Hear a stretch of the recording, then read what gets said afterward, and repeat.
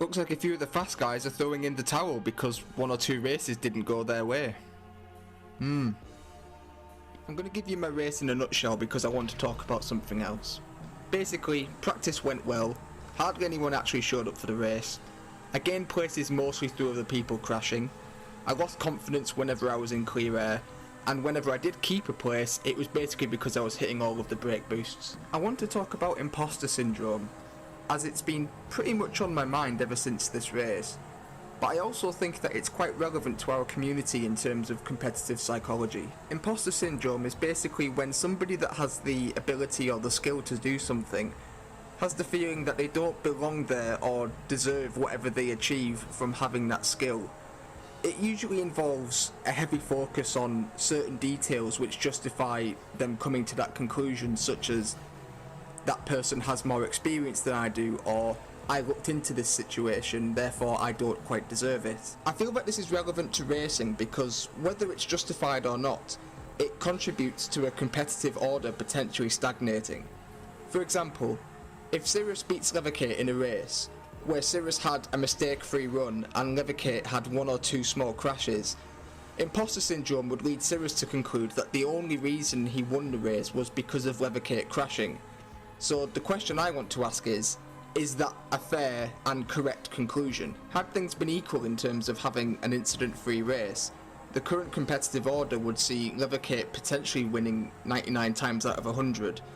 So does that then mean that beating Leathercate in a COTM race is something you shouldn't consider a success if he crashes? The problem with imposter syndrome is that it focuses too much on key negative details and at the same time omits other influential factors that got you to where you are in the first place. For example, in the case of Cirrus, he can beat Leathercate because of his ability, his understanding of racing, experience with the game, and many other things which he has developed over time. To suggest that the only reason he could win is from the other guy crashing is fundamentally false. Assuming that your only signs of progression are from those who are better than you having a bad day potentially stops you from ever believing that you have the potential to improve yourself. Therefore, the next time you beat someone who achieves consistently better results than you, try to consider all of the factors behind your victory and build on what you did well. In terms of my racing performance in round 4, despite at times being uncomfortable with the car, I was able to achieve a top 5 finish and promotion to Division 2. You're thinking that I should be happy, right? Well, with only 9 races taking part, crashes from guys faster than me and others disconnecting from the race, it left me feeling a little bit sour. I've been asking questions such as, am I fast enough for D2? Would I have achieved promotion had everyone showed up? And is it only my consistency that's got me this far? Whilst the answer to those questions might not be what I want to hear, I also have to wonder whether or not imposter syndrome is at play here. I spend so much time focusing on the negatives of my racing ability and how to improve them, that when something good happens to me, I tend to only focus on the negatives again. I won't be able to list all of the factors behind this D3 race and why it was challenging, but I'll attempt to list a few important ones. Despite only 9 drivers taking part, the field was still very competitive. Yaroon is proven D2 quality, with White Evo, Pointless and Floris all giving him a run for his money in terms of pace. Also, the 2 guys who beat me in the last round were competing in this one, which meant that even having a slight off day would see you easily at the back. The track itself was easy for the most part, but 1 or 2 challenging sectors meant that you couldn't rest even for a second. Then there's the car. Even back in my Xbox days I hated the Zentorno. I would always choose the Osiris just to avoid having to use it. However, spending time with the Zentorno in practice allowed me to learn and understand it to the point where I actually started to even enjoy it. It's only when you reflect and consider all of the factors behind a conclusion that you start to appreciate what you should actually take from it. All week I've allowed myself to believe that the faster guys would slap me if they even bothered to compete, or that I can only finish in the top 5 when others have bad luck. This simply isn't true. I need to stop thinking like this, and I suspect that some of you do also. Obviously, you are still going to lose at times. I'm sure my promotion chasing will come to an end at some point, and I'm going to have to learn from that and understand why. But losing isn't a sign that you should accept that those at the top will always be better than you. And when you win, don't allow imposter syndrome to make you feel that you didn't earn it or that you didn't deserve to be there. So what should you do when you feel that you've considered all of the factors and still arrive at a negative conclusion? it is also rational to suggest that some reasons outside of your control influence something going in your favour. To that I would say that it is important to allow time to reflect on your performances before reaching impulse conclusions. If you had it given to you on a plate as such, don't just consider yourself an imposter. Take the positive and also go away and work on ways to get better. Only then will you start to see more wins without the annoying caveat hanging over your head.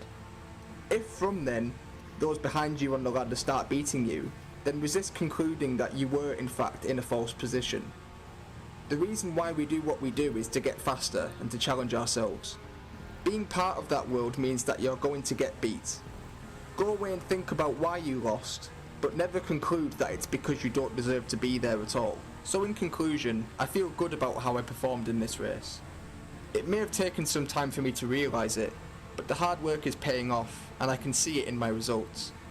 Of course there's going to come a time where the progress halts and I'll probably come crashing back down to earth. I'll cross that bridge when it comes to it, but when I do, I hope that I maintain the perspective that I've discussed in this video. Do let me know what you think though, because I am interested to know whether this is something that you guys have also felt in your racing, or whether I'm just overthinking and overanalyzing something and it actually doesn't exist as much as I think it does. The last thing I want to talk about is practice time. For this race I put in around 50 laps of practice over the course of the week. This was probably the most time I've spent practicing for a COTM race, and I was fortunate in that the bulk of my uni work doesn't start for a while. For me personally, it's a balance I have to carefully work out. And for the sake of comparison, White Evo must have put in more than 150 laps for this one.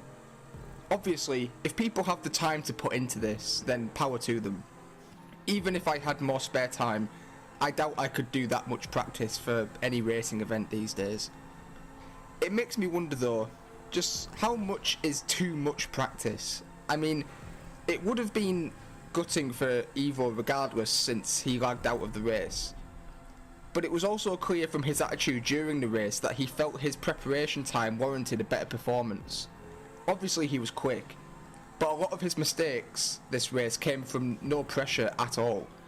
It makes me wonder if he set himself up for failure by doing too much practice.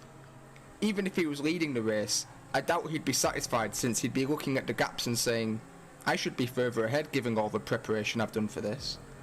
So what do you guys think? Is there a golden window of practice time, or should we be able to cope better with mistakes regardless of how much time you spend practicing? It seems to me that most people in our community can't handle their mistakes at all when they put in a lot of practice time. Anyway, I should be doing a regular commentary for the next round, assuming there's more to talk about in the race itself. I just felt like doing something a bit off the cuff with this one. So yeah, Division 2 baby!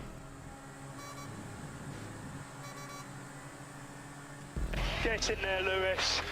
What an awesome drive, mate. What an awesome drive. Absolutely stellar result. Thanks again for watching. Let's hope we get a few more people turn up next time.